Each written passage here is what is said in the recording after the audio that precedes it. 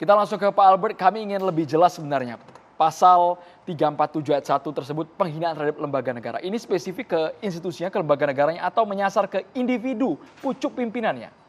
Ya, jadi kan kalau kita lihat yang dilindungi dalam hukum pidana itu ada kepentingan negara, kepentingan masyarakat, kepentingan individu. Perlindungannya itu bisa berupa perlindungan terhadap nyawa, harta benda, atau martabat, dignity.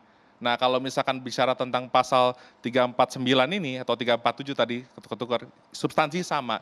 Yang berasal dari pasal 207 yang dilindungi adalah citra atau kehormatan dari lembaga negara. Dan tadi saya perlu menyampaikan pasal 207 itu tidak pernah dibatalkan oleh MK, bahkan dijadikan pertimbangan dalam putusan MK nomor 13/22/2006. Jadi MK bilang, penggunaan pasal 207 ini harus jadi delik aduan. Nah, inilah yang kami rumuskan dalam draft RKUHP sebagai bentuk demokratisasi dan dekolonisasi. Kalau tidak ada pengaduan, maka kata orang yang di pinggir jalan atau siapapun juga yang nggak punya kepentingan langsung, yang tidak dirugikan langsung, tidak bisa membuat pengaduan tersebut. Gitu. Ya, tapi bagaimana kemudian bisa membedakan, jangan sampai kemudian ini jadi abu-abu begitu loh Bang, antara kritik dan juga penghinaan. Jangan sampai ini kemudian menjadi disalahgunakan oleh pemerintah dan juga pejabat yang menjabat. Makanya ini saya kasih contoh sedikit ya. Singkat. Jadi kan apa yang dibahas oleh Bayu dan teman-teman tadi kan sebenarnya 3 serangkai nih. Ada pasal penghinaan terhadap presiden, pasal 218 betul ya.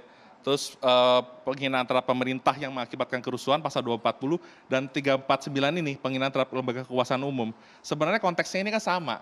Kita harus dengan sederhana membedakan mana yang kritik, mana yang delik. Delik itu menghina ya. Contoh. Kritik itu kan mengkritisi kebijakan, kritik sekeras-kerasnya. Tetapi konstitusi tidak menjamin kita untuk melakukan penghinaan. Nah, saya kasih contoh sedikit nih. Apa yang terjadi kemarin di Gorontalo, pada saat teman kita unjuk rasa kenaikan BBM, itu keluarlah kata-kata yang sangat tidak senonoh. Nah, hal ini bagaimana mempertanggungjawabannya? Tapi kalau saya bilang Pak Jokowi sebagai lemdak itu kritik atau penghinaan? Konteksnya beda. Ini konteks saya kasih contohnya konteksnya ini nih. Artinya kritik atau tidak? Nah, kalau ya, ini? artinya kritik atau Nah, penghinaan? itu bisa dibahas. Kalau kan itu teori bebek lumpuh kan. Nah, iya, itu betul. konteksnya bisa dilihat dari sisi politis. Itu saja kan berarti tidak jelas. Bukan. Begitu. Begini, Maksudnya saya kasih Bang contoh. Albert aja sebagai ahli begitu ya, tim sosialisasi kemudian tidak bisa mengidentifikasi saat ini apakah kemudian lemdak, misal saya bilang Pak Jokowi sebagai lemdak gitu. Begini, Mas. Dari lemdak teori ini penghinaan Mas Bayu. atau Begini, Mas kritik Bayu. kan begitu. Konteks menghina itu kan dalam teori pidana itu kan berarti dia kesengajaan dengan maksud. Offset asokmek, kesengajaan untuk menghina. Nanti dilihat kalimat Jokowi lemdak itu konteksnya menghina atau enggak. Tapi tadi saya sedang memberikan contoh yang terjadi di Gorontalo.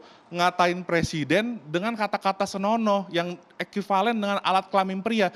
Ini nggak bisa dipertanggungjawabkan dengan apapun juga Kalau itu loh. penghinaan. Coba saya tanya, Ya, ini betul. penghinaan atau Ya, bukan? Bukan, kayak gini, makanya kalau lemdak. Enggak, makanya saya tanyain. Oke, itu kan saya bilang tadi, saya udah Ya, jawab tadi. oke. Itu bisa dilihat apakah maksudnya betul-betul menghina. Tapi Iya. saya tanya balik Nah, kembali ke makanya Mas Bayu. Itu tadi Kalau kan tadi perlu, ada berarti perlu nih, dilihat juga Oke, gitu. Misalkan singkat deh lagi, Bang. iya, makanya saya Analisa Anda ini masuk penghinaan atau tidak? Enggak, Contoh kalau singkat saya ini. bilang Ya, kalau betul. dilihat dari konteks politik belum tentu. Oke. Tetapi kalau konteks tadi, contoh Gorontalo, saya tanya balik. Oke. Misalkan ada yang ngatain presiden dengan kata-kata yang ekivalen dengan alat kelamin pria, itu menurut Anda penghinaan atau bukan? Itu berjawab. Halid Artinya masih abu-abu. Artinya masih penghinaan. abu-abu. Bukan Halid, penghinaan, bukan? Halid. Enggak, saya kira masyarakat, mahasiswa pun tidak perlu diajari masalah perbedaan tentang mana yang kritik, mana yang penghinaan. Tapi seringkali yang rabun dan tidak bisa membedakan ini perihal intensi ya. Perihal intensi adalah dari aparat maupun pemerintah sendiri. Katakanlah begini, kalau melihatnya hanya secara gramatikal tanpa intensi atau konteks di belakangnya, itu jadi bahaya Om, Bang. Ya. Misalnya begini, kita teman-teman BEM melakukan satu propaganda.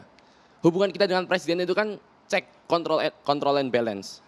Artinya ketika kita membuat satu konten propaganda dengan sedikit satir, dengan sedikit agitasi kata-kata tertentu, kalau mau dilihat secara gramatikal, para aparat bisa saja mengatakan, oh ini penghinaan, langsung masuk. Tapi konteksnya kan adalah sebuah bentuk kritik, yang itu juga untuk, kalau tadi bicara soal intensi dari hukum pemidanan adalah untuk kemajuan bangsa, ya kita sama-sama berdemokrasi untuk visi terbaik untuk bangsa kita juga. Nah, ini kembali lagi kepada pasal 349, kalau kita baca di penjelasannya adalah untuk harkat dan martabat lembaga negara. Sekarang begini, kita kembali pada konteks sekarang, kita lihat masih banyak problematika ternyata di lembaga-lembaga negara yang disebut secara eksplisit dalam pasal tersebut. Katakanlah kepolisian, eksekutif, yudikatif, legislatif yang ada di situ, DPR, DPRD. Toh kalau kita mau mendorong kehormatan lembaga-lembaga tersebut, ya saya kira caranya sederhana, kerjanya diperbaiki, kepercayaan publik yang ditingkatkan kembali dengan mengurangi kontroversi-kontroversi tadi. Alih-alih dengan malah justru membatasi kritik kita yang sebenarnya juga bisa jadi konstruktif bagi lembaga tersebut. Kan gitu Bang Albert? Anda merasa pasal ini membatasi kritik dari masyarakat, termasuk Anda? Oh ya, jelas. Karena lagi-lagi yang terjadi sekarang, misalnya kalau merujuk pada contoh pasal karet lain dalam UU ITE, Pak Wamenkumham sendiri yang bilang kok, tahun lalu saya ingat ya, beliau sendiri mengatakan bahwa UU ITE pasal 27 sampai beberapa 28 dan beberapa lainnya adalah disebut sebagai pasal keranjang sampah. Dan Pak yang terjadi di RKUHP sekarang pasal 349 tadi juga disebut 218 ini juga rawan menjadi pasal yang sedemikian rupa dan kita menyayangkan kenapa Pak Wamenkumham yang juga alumni saya ini UGM ini kok tidak mempertimbangkan konteks tersebut dalam rancangan Tapi kan itu delik KUHP. aduan Mas Salid. Ada ayat 3-nya, ada turunannya, itu delik aduan. Bagi Ya. pucuk pimpinan lembaga yang merasa tersinggung atau terhina dengan perkataan Oke. maupun tulisan. Konteksnya Lakukan lembaga langsung. negara. Tapi lagi-lagi tidak dispesifikkan Bang.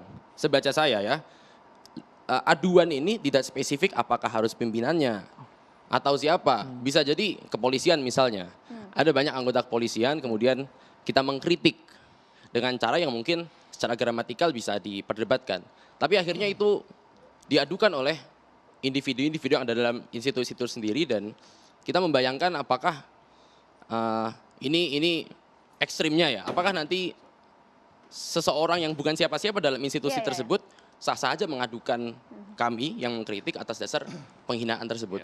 Nah makanya ini kan begini kan, kita di sini untuk diskusi, Oke. membedakan mana sih yang kritik, mana yang delik. Kalaupun perbedaan itu dianggap tipis oleh teman-teman, kita bisa formulasikan itu di penjelasan kan. Satu. Kedua, yang disampaikan tadi oleh Khalid adalah persoalan di lapangan yang tidak bisa disamakan dengan perumusan norma dalam RKUHP.